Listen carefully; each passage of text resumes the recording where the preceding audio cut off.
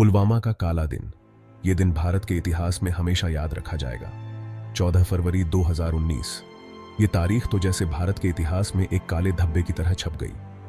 इस दिन ने पूरे देश को गहरे सदमे में डाल दिया।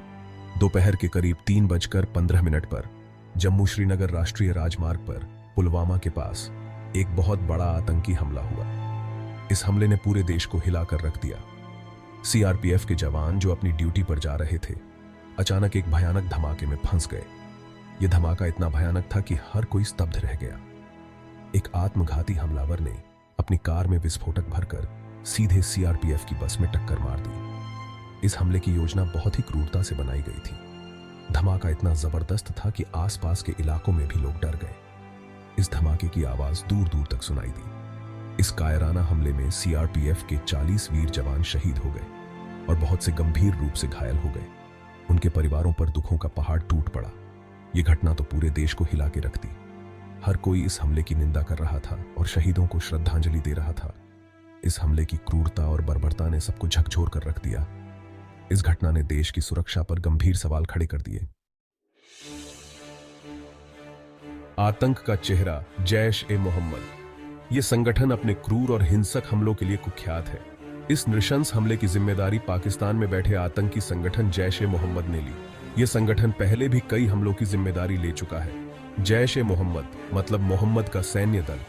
ये एक ऐसा आतंकवादी संगठन है जो बहुत समय से भारत में आतंक फैला रहा है। इसके आतंकवादी कई बार भारत की सुरक्षा को चुनौती दे चुके हैं।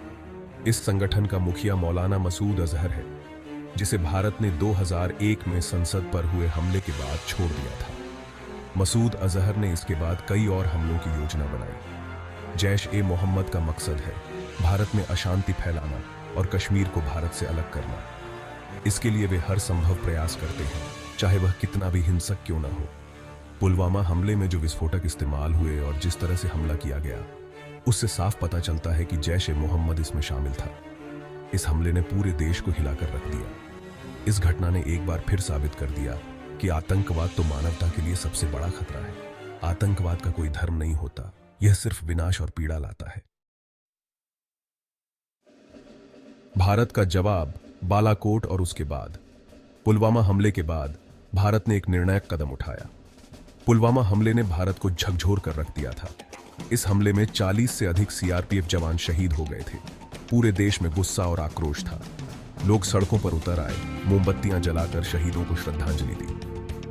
भारत ने इस घटना की कड़ी निंदा की और पाकिस्तान को चेतावनी दी कि वो इस कायराना हरकत का नतीजा भुगतेगा।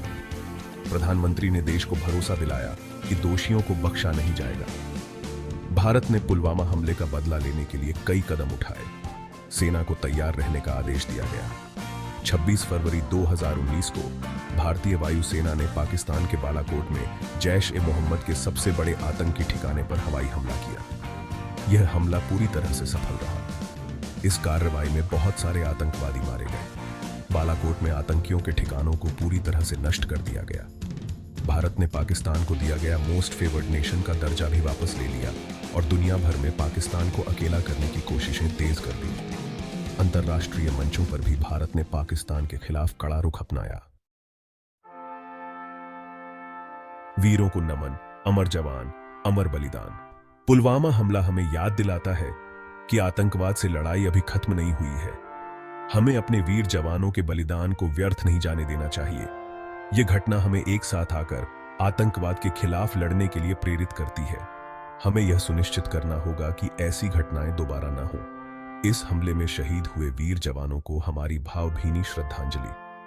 उनका बलिदान हमें हमेशा याद दिलाता रहेगा कि हमें देश की रक्षा के लिए हमेशा तैयार रहना है। जय हिंद।